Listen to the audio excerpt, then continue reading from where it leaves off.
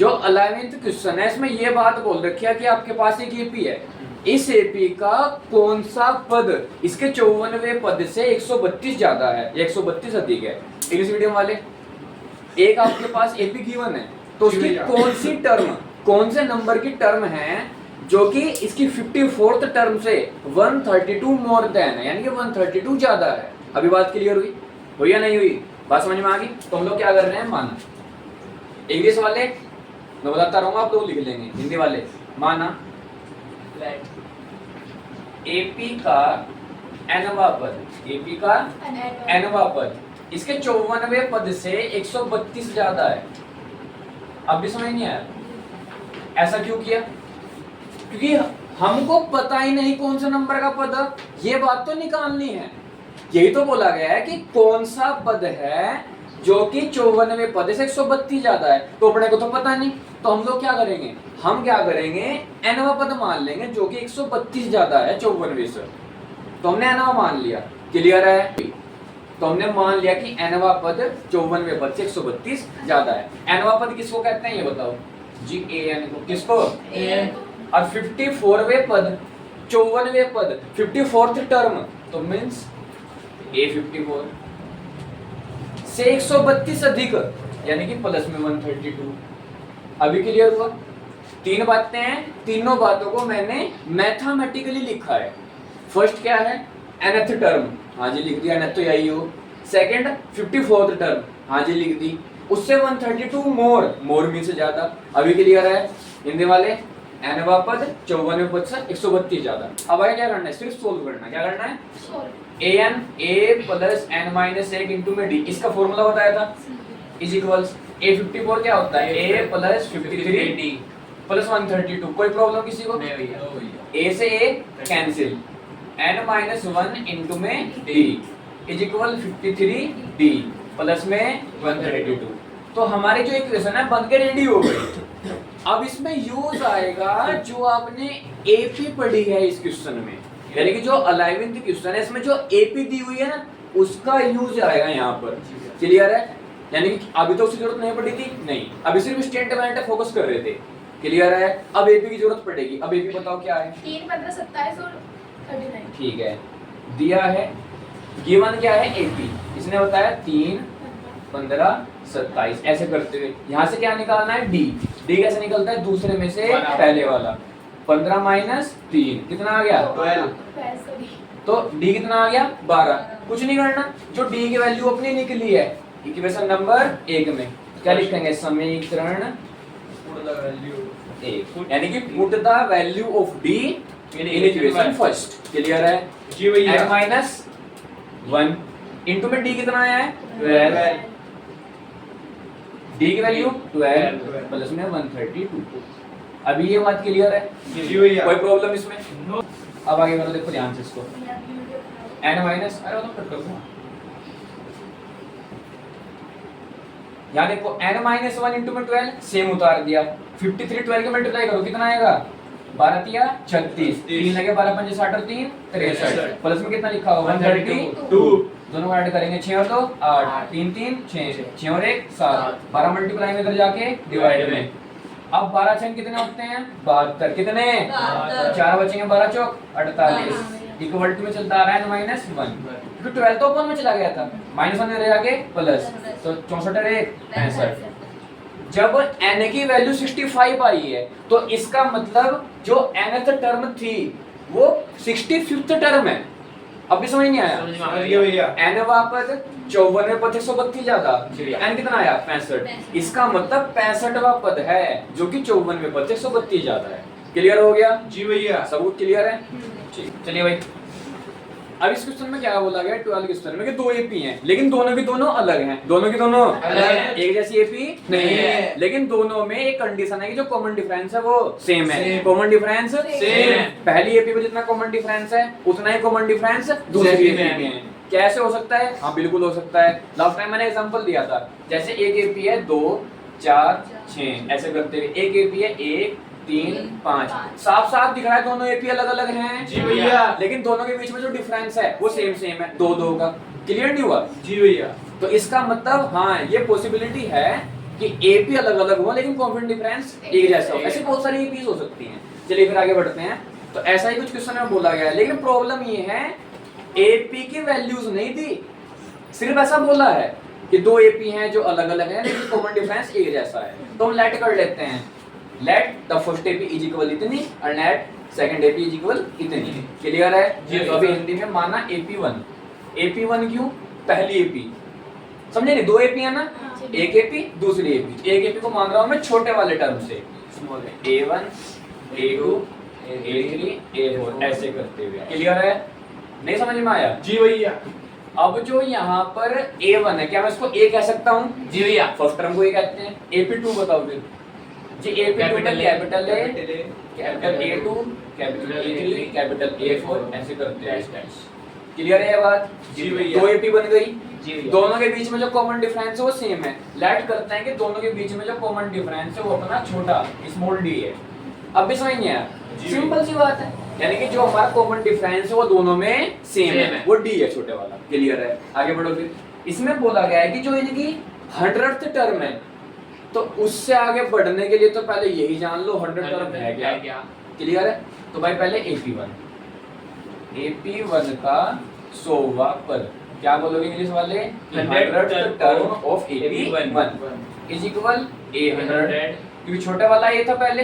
नहीं समझे मेरी बात? जी भैया। इसका आंसर A + 99D।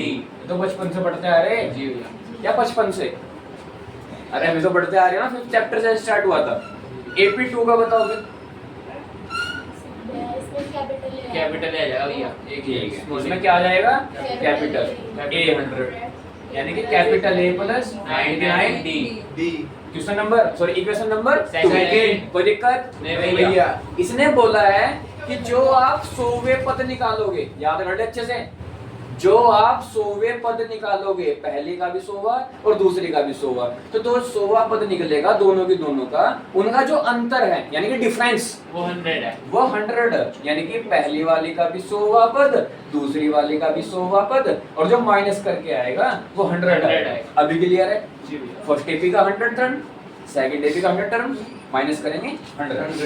ये इसकी वैल्यू कितनी है ध्यान से देखो जी, A + 99D। मैंने कहा हुआ है जब भी दो से ज्यादा टर्म हो तो हमेशा ब्रैकेट के अंदर। समझ नहीं आएगा ये? हाँ भैया। वैल्यू पुट किया only A + 99D minus plus minus minus plus minus is equal 100 99। इससे ये cancel. A - A is equal 100। Equation number 3 ये फर्स्ट लाइन को मान रखा है। तो A - A का वैल्यू कितना आ गया? 100। अब यहाँ पर समझने वाली बात, जो 100 टर्म थी दोनों की, उनका डिफरेंस भी 100 है, और जो फर्स्ट टर्म है उनकी, उनका डिफरेंस भी 100 है। समझ नहीं आया? ये तो आंसर निकल के आया, लेकिन जो देखने से लग रहा हमें, मैं वो बता रहा हूँ कि देखने से 100 टर्म लग रही, इनका डिफरेंस भी 100, देखने से फर्स्ट टर्म लग रही, इनका डिफरेंस भी 100। और हमसे पूछा क्या गया है? ये नहीं पूछा, पूछा तो कुछ और है। क्या पूछा है क्वेश्चन में? इनकी जो 1000th टर्म है, यानी कि जो 1000वें पद है, उनका अंतर निकालना है, यानी कि the difference between 1000th term. Clear है? नहीं समझे मेरी बात? 1000वें पदों का अंतर है, तो निकालिए। चलो भाई, इंग्लिश वाले लिखते रहेंगे ना? जी भैया। कोई दिक्कत तो नहीं किसी बात को? भैया। चलिए फिर, तो यहाँ पे लिखेंगे AP1 का 1000वां पद। बताओ कैसे निकलेगा AP1 का 1000वां पद? जी वो होगा A 1000। निकलेगा कैसे? A + 9000 sorry 999D। 1000 मतलब A + 999D। कोई दिक्कत नहीं भैया। इसी प्रकार AP2 का बताओ। AP2 क्या हो जाएगा? 1A इसमें कैपिटल आएगा सब कुछ, 1000 कॉमन डिफरेंस तो 999। नहीं समझे?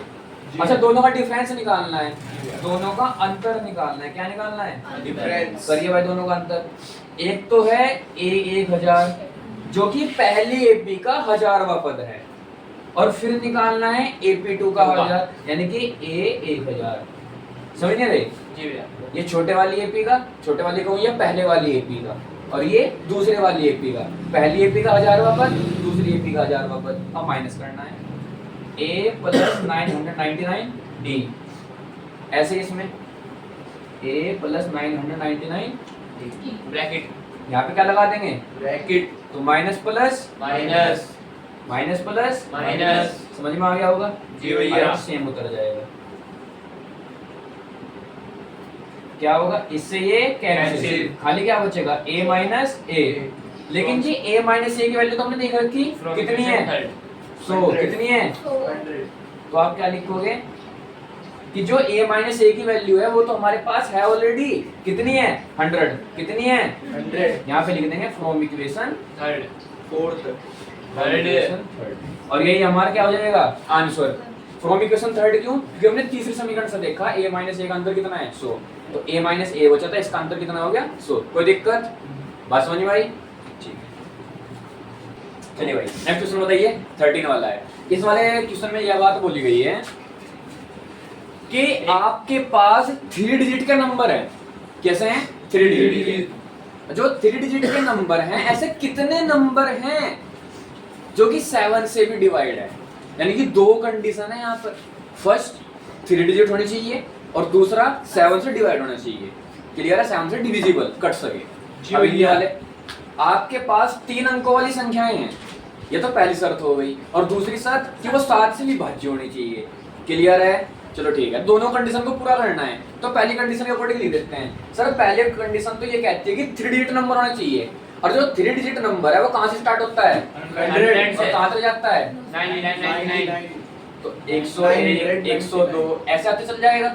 लेकिन एक प्रॉब्लम है, ये तो पहली शर्त कंप्लीट हुई, अभी दूसरी शर्त तो रह रही है। दूसरी शर्त कह रही है कि होंगे तो वो 3 डिजिट वाली, लेकिन वो 7 से डिवाइड होने चाहिए, 7 से डिवाइड, ठीक है ना, ऐसे हुआ 7 और 7 मिल गया 7 हो गया, ठीक है, बात समझ में आ गई। तो पहली कंडीशन कि वो 3 डिजिट का नंबर होना चाहिए, ये तो हो गया। दूसरी कंडीशन 7 से डिवाइड भी होना चाहिए, तो 7 से 100 डिवाइड होता है नहीं, 101 नहीं, 102 नहीं, 103 नहीं, सीधा 104 नहीं, सीधा 105। अभी बात क्लियर है जी भैया।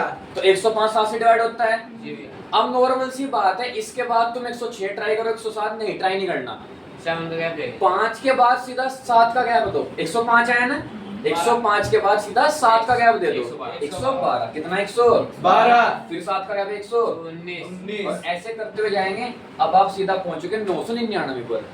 तो जो 999 है 999 है, क्या ये 7 से कटता है नहीं भैया।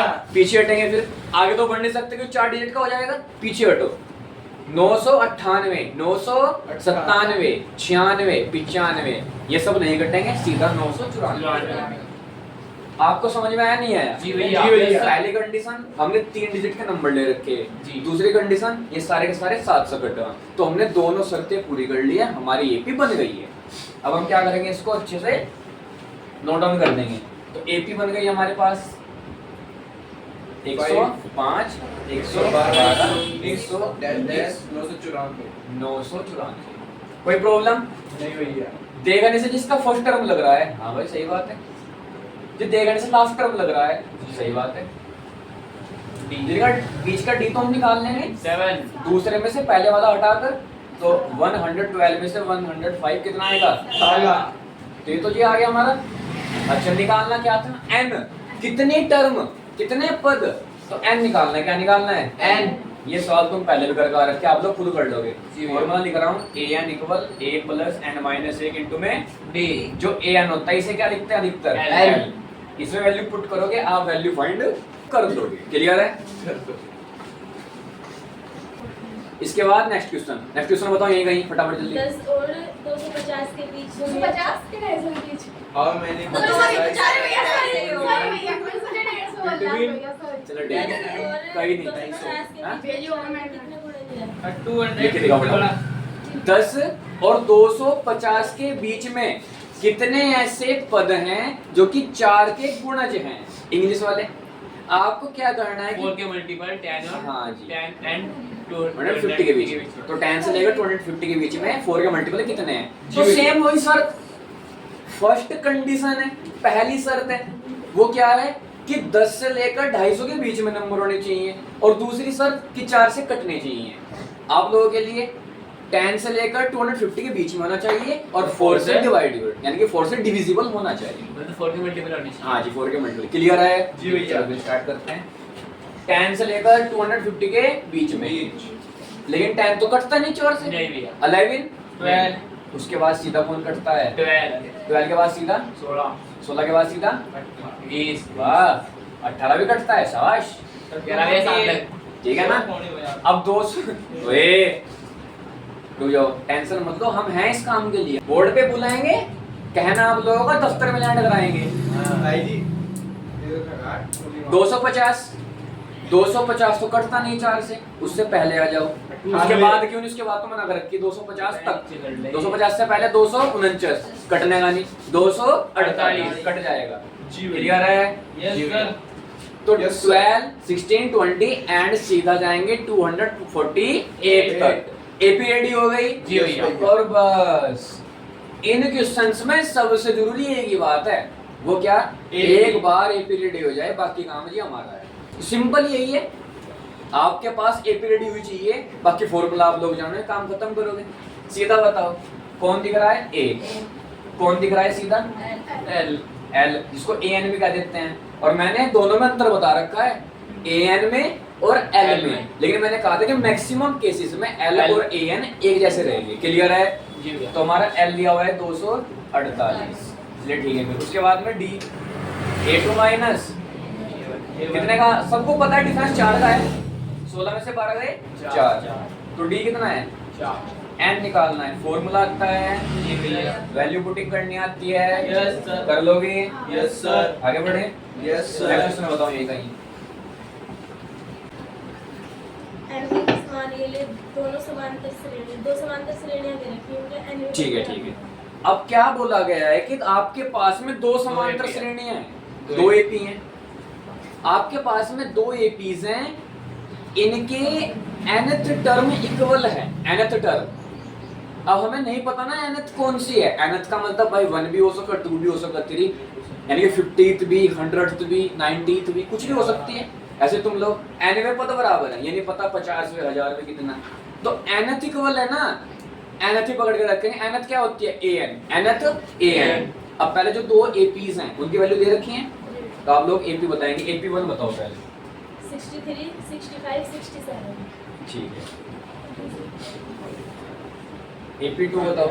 10 17। अच्छा सिंपल, ये क्वेश्चन तो ऐसा जैसे अभी किया था हाल ही में AP1 AP2 वाला, जी पर भैया। फर्क कितना था, वहां पर एपी की वैल्यूज नहीं पता थी, हाँ। लेकिन यहाँ पर एपी के हर एक मेंबर के बारे में हमें पता। क्लियर है? और यहाँ पे ये बोल रखा कि जो इन दोनों के nth टर्म है, दोनों के जो nवें पद हैं वो बराबर हैं, इक्वल है। अभी क्लियर है?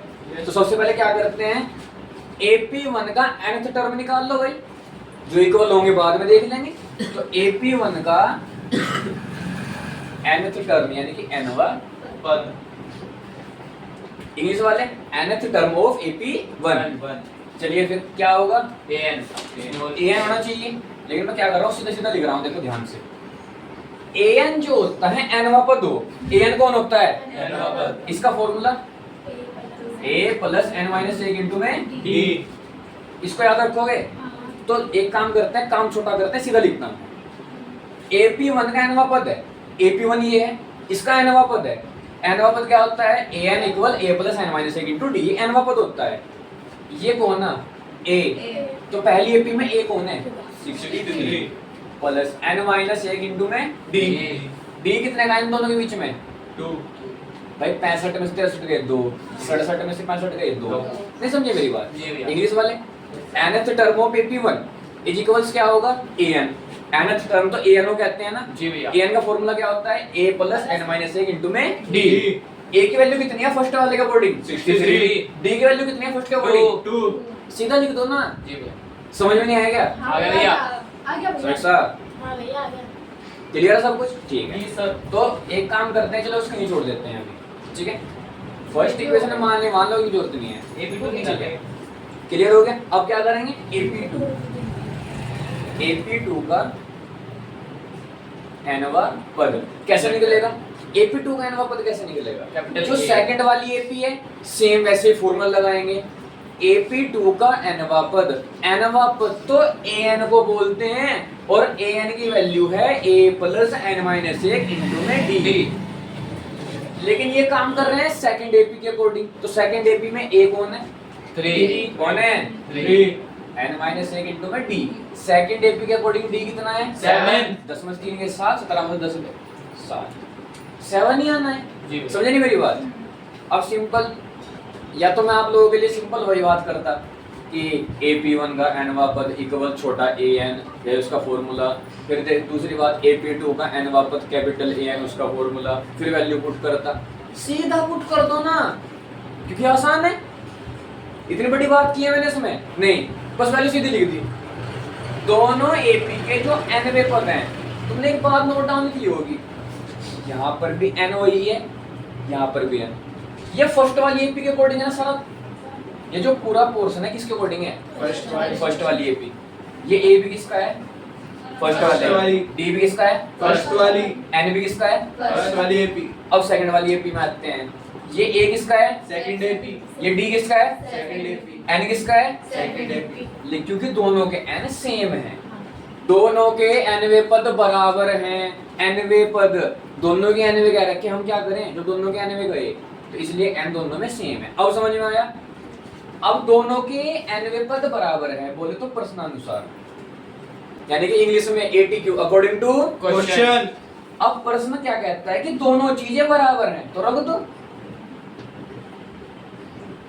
दोनों बातें बराबर है। रख दीजिए, रख दिया। अच्छा क्या करते हैं? 63 2 के n से 2n 2 बन जा, माइनस के 2 7 के n से 7n 7 बन जा, माइनस 7। कोई दिक्कत यहाँ तक? ठीक है। अब 63 में से 63 में से 2 गए 61। हाँ, भाई जी की बातों को जोर से पकड़ते हैं एकदम, है ना? 63 में 2 गए 61, प्लस में कितना? 2n। 7 में 3 गए 4, बड़ा कौन है? माइनस का 7n। कोई प्रॉब्लम? नहीं। माइनस के 4 इधर आके प्लस। पहले 61 था, जी। लेकिन जब 4 आएगा तो कितना हो जाएगा? 65। ये 7n है उधर, ये 2n प्लस का उधर जाके माइनस का 7 में से 2 गए 5। कोई प्रॉब्लम है क्या? नहीं भैया। ये 5 बन जा, 5 3 जा, 15 n इक्वल 13। इसका मतलब ये हुआ AP1 का भी 13th टर्म और AP2 का भी 13th टर्म इक्वल है, यानी कि वो 13वां पद है जो दोनों AP में इक्वल है। क्लियर है? कोई प्रॉब्लम? नहीं भैया। बातें समझ में आ गई? आगे बढ़ते हैं। जी यस सर। इस वाले क्वेश्चन में क्या बोला गया है? नेक्स्ट वाले क्वेश्चन में, क्वेश्चन नंबर कौन सा है? 16, कि आपके पास दो कंडीशंस हैं और दोनों कंडीशन को सोल्व करने के बाद में आप क्या करोगे? आपको AP बतानी है कि AP कितनी है। क्लियर है?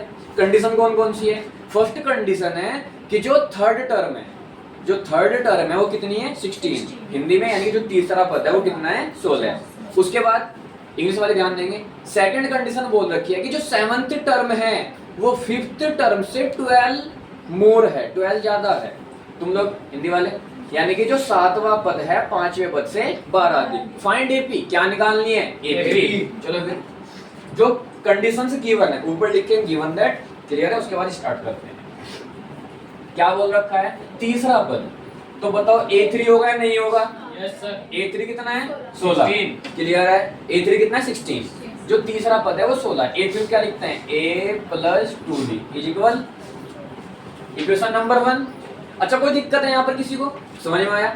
उसके बाद नेक्स्ट कंडीशन, ये तो फर्स्ट कंडीशन थी, यहाँ पे लिखेंगे अकॉर्डिंग टू फर्स्ट कंडीशन। मैं लिखने ही रहा, लिख लोगे, ठीक है ना? क्यों टाइम वेस्ट किया?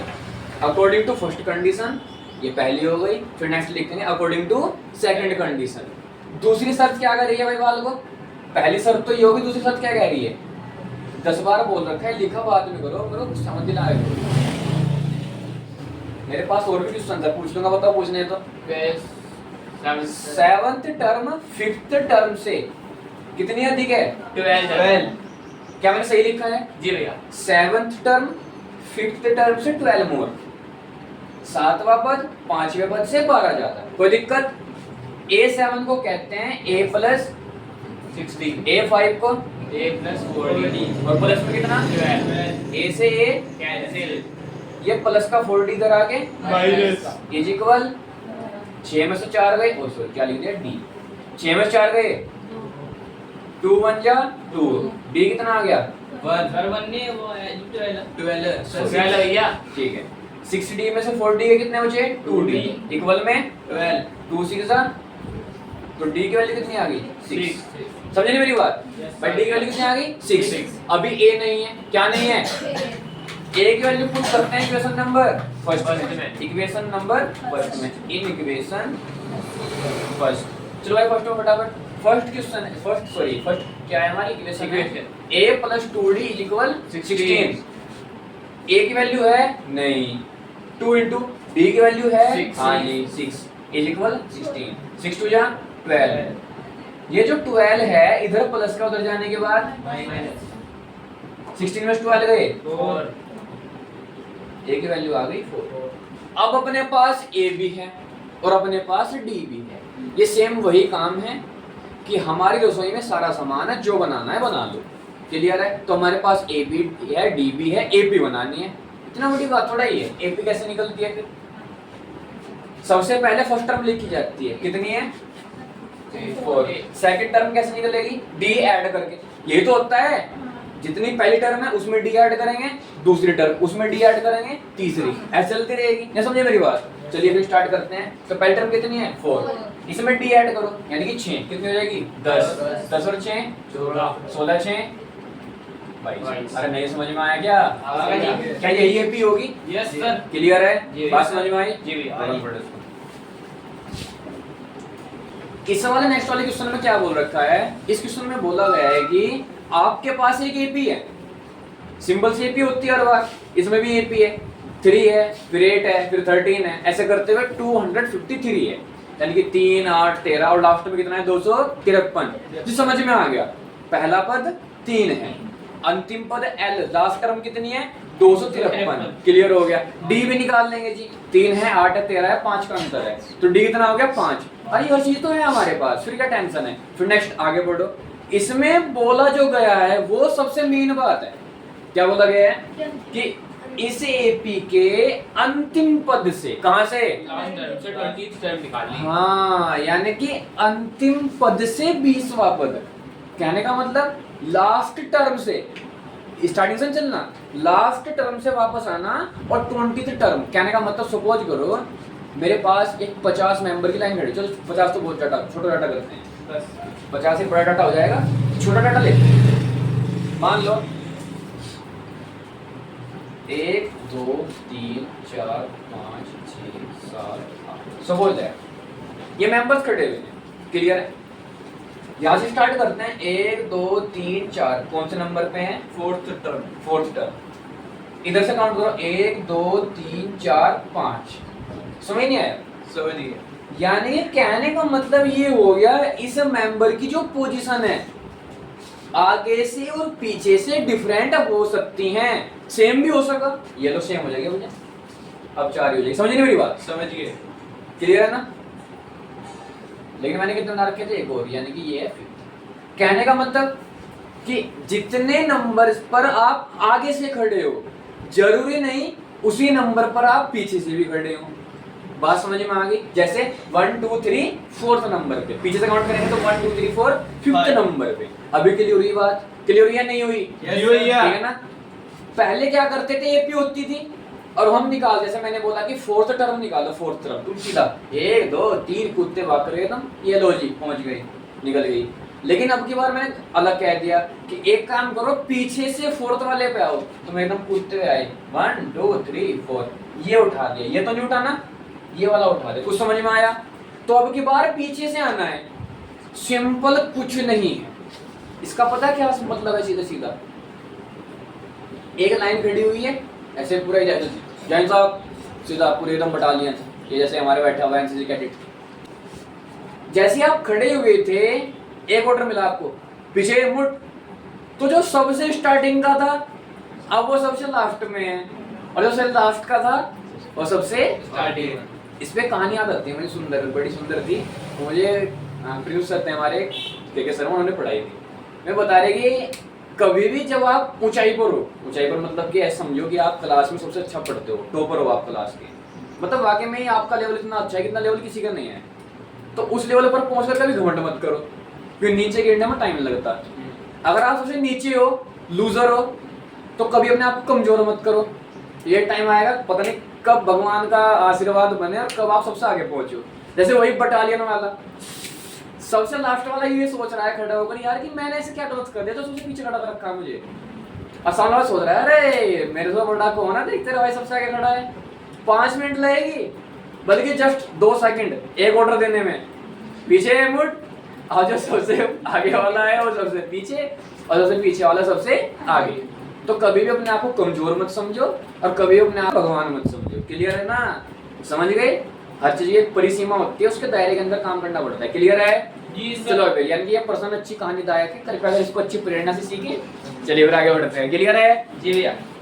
तो इस क्वेश्चन में क्या बोला गया है कि हमारे पास जो एपी है, सिंपली आप उस एपी को लिख दोगे, कोई दिक्कत नहीं है, लेकिन एपी को शुरुआत से नहीं देखना, अंतिम से देखना, स्टार्टिंग से नहीं, लास्ट से।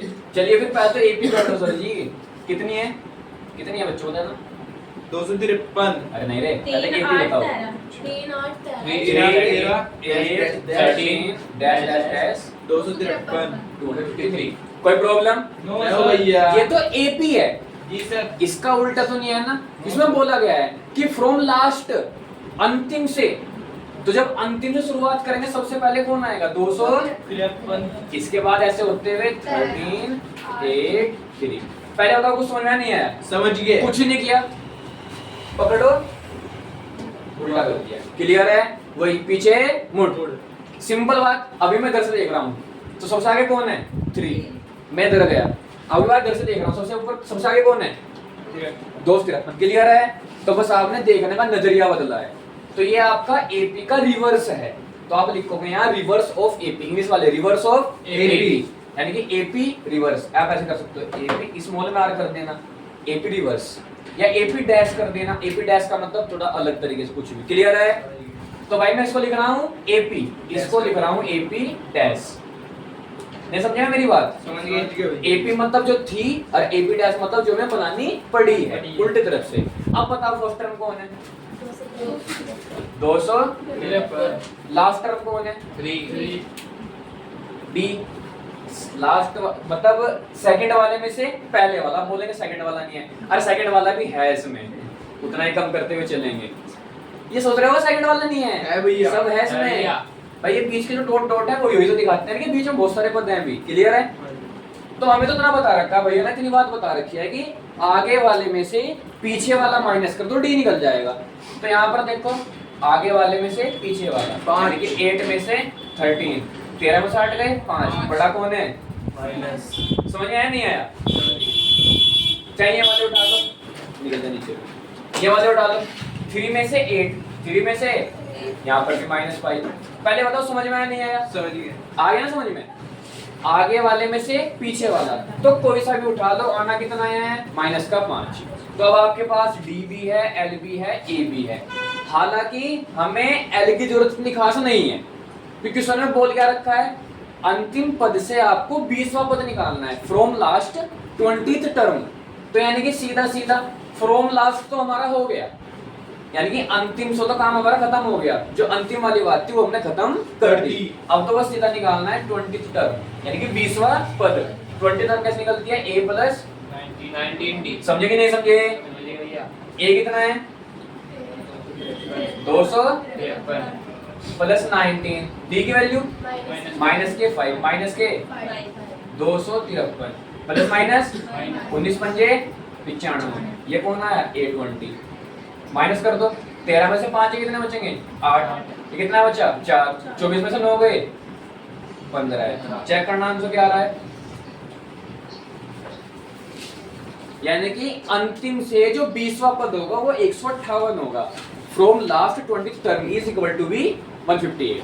अभी क्लियर है ये बात? हाँ जी भैया। चलिए ठीक है। पहले बताओ बात समझ में आई कि नहीं आई? समझ गया। क्लियर है ना? जी भैया।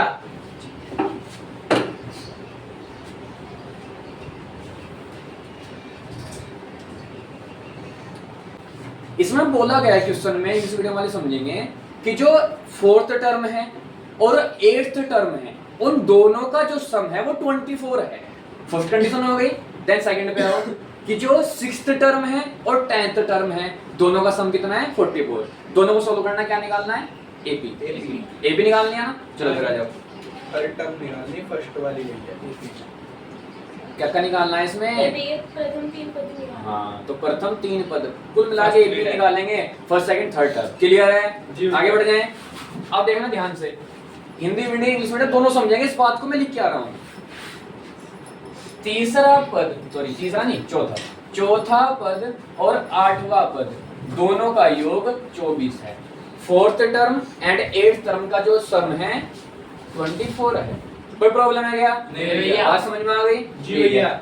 फोर्थ किसको बोलते हैं? a प्लस 8 किसको बोलते हैं? a plus 7 is equal a और a 2a 7 और 3 इज इक्वल, क्या मैं पूरी इक्वेशन को 2 से डिवाइड कर सकता हूँ या करने की जरूरत भी नहीं है? दोनों में कौन कॉमन दिख रहा है? जो 2 का टेबल, 2 5 जा 10, समझ नहीं आया? समझ गए। यहाँ से 2 कॉमन, 2 5 जा 10 और 2 बार 5 जा अंदर रह गया, d रह गया, इक्वल में 24।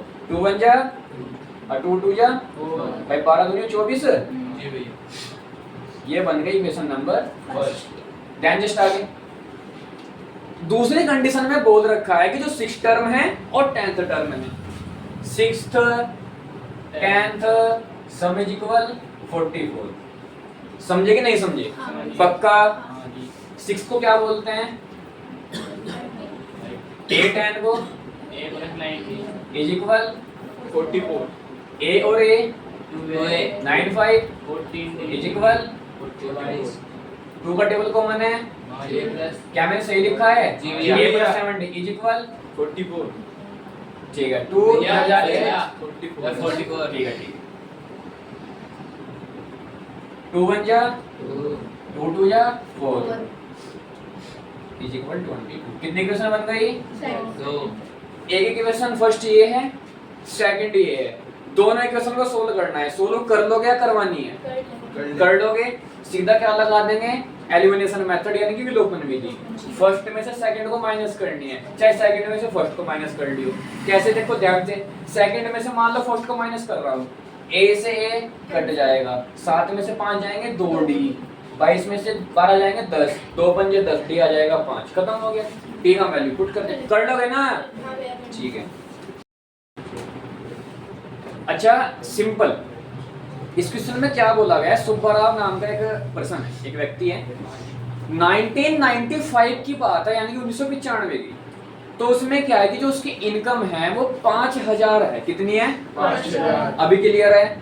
ठीक है। हर साल 200 रुपए का इंक्रीमेंट होता है उसकी सैलरी में। उसका जो मासिक वेतन है, मंथली सैलरी है, उसमें 200 बढ़ते हैं। तो यानी कि जो 1995 है उस सन में उसकी जो सैलरी है 5000 है और 200 का इंक्रीमेंट होता है हर साल। अभी समझ में आया? सपोज करो अब जो ये साल चल रहा है ये 1995 है, मैं सुब्बाराव हूँ, तो मेरी जो सैलरी है इस साल में कितनी रहेगी? 5000। नेक्स्ट ईयर 200 बढ़ा दो, 5200, फिर नेक्स्ट ईयर बढ़ा दो 5400, नेक्स्ट ईयर कर दो 5600। ऐसे करते हुए चलना है। समझ में आ गया होगा? तो एपी बनेगी नहीं बनी? बन गई ना? तो ऐसा कौन सा साल होगा जिस साल में उसकी सैलरी 7000 हो जाएगी? पहले बताओ, समझ में आएगी नहीं आया? ठीक है। तो कहने का मतलब ये कि जो प्रथम साल है यानी कि जो फर्स्ट ईयर है, आप ऐसे बोलोगे salary of Subbarao at first year. Clear है? क्या at first year salary of Subbarao कितनी हो जाएगी? यानी कि सुब्बाराव का वेतन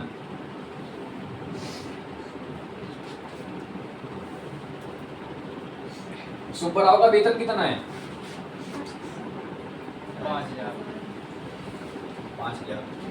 क्लियर है? सुब्बाराव का वेतन कितना है? 5000 रुपए। ये प्रथम वर्ष के लिए है। कौन से वर्ष के लिए है या नहीं है? फर्स्ट ईयर के लिए। At first year. क्लियर है? इनके फर्स्ट ईयर के लिए बात समझ में आ गया? तो सुब्बाराव का वेतन 5000 रुपए है पहले साल के लिए। क्लियर है? उसके बाद कितने का इंक्रीमेंट होता है? 200। वृद्धि कितने की चल रही है हर बार? 200 रुपए की। पहले तुम ये बताओ, ये बात समझ में आई? 200 रुपए की वृद्धि चल रही है। क्लियर है? ठीक है, आगे बताओ। कौन से साल में उसकी जो सैलरी है वो 7,000 हो जाएगी? तो मुझे नहीं पता कौन से ईयर में, यानी कि कौन सा पद 7,000 है, मुझे नहीं पता कौन सा पद। तो क्या करेंगे? माना एनवा पद 7,000 है, याद आया कि नहीं आया? ये तो बता रखा है ना। जब ये बात पता ना हो विच टर्म, कौन सा पद, तो क्या मान लेते हैं कि वो nth टर्म है, एनवा पद है। तो हमने मान लिया, माना एनवे वर्ष में सैलरी कितनी हो जाएगी? 7,000 हो जाएगी। पहले बताओ समझ में आया कि नहीं आया? तो ए एन ही तो होगा 7,000, होगा कि नहीं होगा? Yes sir. एनवे वर्ष, तो एनवा वर्ष क्या होगा? एनवा पद क्या होगा? A N. एनवा पद क्या होता है? एन टर्म क्या होती है? A N. उसे कितना मान लिया? 7,000। अभी क्लियर है? हाँ जी। ए एन का फॉर्मूला ए प्लस एन माइनस 1 इंटू में डी इक्वल टू 7,000। ए का मतलब फर्स्ट टर्म, यानी कि पहले साल की सैलरी कितनी है? 5,000 लिख दिया जी। एन माइनस 1, अंतर कितना चल रहा है? 200, यानी कि डी कितना है? 200, यानी कि जो वृद्धि है वो कितने की है? अभी बात क्लियर है? इक्वल टू में कितना? कोई प्रॉब्लम? अच्छा, ये 5,000 प्लस का उधर जाके तो 7,000 में से 5,000 गए। 2,000। अच्छा, n माइनस 1 और 200 मल्टीप्लाई में उधर जाके डिवाइड में 2 0 से 2 से कट तो कितना आएगा? 10। n माइनस 1 इक्वल टू 10, उधर जाके प्लस। समझ में आया कि नहीं आया? 11वें साल। हाँ, तो यानी 11वें वर्ष में उसका वेतन 7,000 रुपए हो जाएगा। तुम्हें समझ में आया? यानी कि 11th जो ईयर आएगा उसमें उसकी सैलरी जो हो जाएगी 7,000 हो जाएगी। क्लियर है? जी भैया। आसान था ना? रामकली है तो क्या करती है, हर सप्ताह थोड़े थोड़े पैसे बचाती है। स्टार्टिंग में उसके पास जो पैसे थे, जो रुपए थे, यानी कि मनी थी, वो 5 रुपए थी। उसके पास मनी कितनी थी? 5 रुपए। पहले बताओ, ये समझ में आया कि नहीं आया? जी भैया। रामकली के पास स्टार्टिंग में कितने पैसे हैं? 5 रुपए। कितने हैं? 5 रुपए। अब वो क्या कर रही है, हर सप्ताह जैसे जैसे एक वीक खत्म होता है, वीकली यानी कि हर सप्ताह 1.75 रुपीज, कहने का मतलब 1 रुपए 75 पैसे जोड़ती जाती है। तो कहने का मतलब भैया तो डी हो गया कि कॉमन डिफरेंस ऐसा होता है जो आगे बढ़ता जाता है। तो कहने का मतलब ये हो गया कि जो हमारी फर्स्ट टर्म है वो कितनी है? 5 रुपए। कितनी है? 5 रुपए। क्योंकि पहली स्टार्टिंग में कितने हैं उसके पास? 5 रुपए, फिर 1.75 जोड़ दिया, सेकंड आ गई, फिर 1.75, फिर 1.75, ऐसे जोड़ते हुए जाएंगे। तो कॉमन डिफरेंस पता लग गया, ए पता लग गया। उसके बाद इस क्वेश्चन में बोला गया है कि जो nवां सप्ताह है, यानी कि nth जो वीक है, उस nवें सप्ताह में जाकर जो उसकी राशि हो जाएगी, उसके पास मनी हो जाएगी इकट्ठी, वो हो जाएगी 20 रुपए 75 पैसे, यानी कि 20.75 रुपीज। पहले बताओ समझ में आएगी नहीं आया? समझ गए?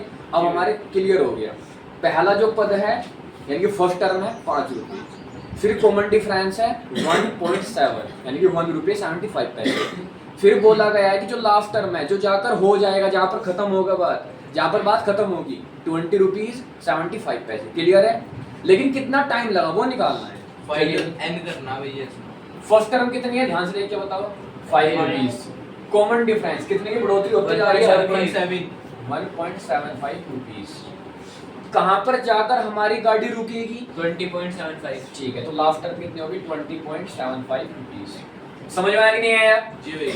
अपने को निकालना है n। क्या निकालना है? N। आसान है, फॉर्मूला आता है, हो जाएगा नहीं हो जाएगा? हो जाएगा जी। L कितना है? 20.75 रुपीज। A कितना है? n माइनस 1 इंटू में D कितना है? 1.75। ये 5 प्लस का इधर आगे equal to n minus 1 into में 1.75। पहले बताओ समझ में आया कि नहीं है? जी भैया। देखो ध्यान से, 20 रुपए 75 पैसे और ये है 5 रुपए। जब 20 रुपए 75 पैसे में से 5 रुपए जाएंगे तो कितने बचेंगे? 15 रुपए 75 पैसे। बचेंगे नहीं बचेंगे? इक्वल टू n माइनस 1 और 1.75। ये मल्टीप्लाई में जाके डिवाइड।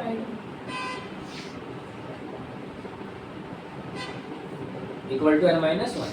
पॉइंट से पॉइंट कैंसिल। ये है 175, ये है 1575। तो कितना आ गया आपका n माइनस 1 इज इक्वल 1575 और अपॉन में 175। आगे बढ़े, अब कट करते हैं। कितना आएगा? मल्टीप्लाई करके 15 का टेबल लिख रहा हूं। चलिए इसको कट करते हैं, देखो ध्यान से। 15 से कट करते हैं, जी। 15 बन जा, लेकिन दो बचेंगे, कटने का नहीं।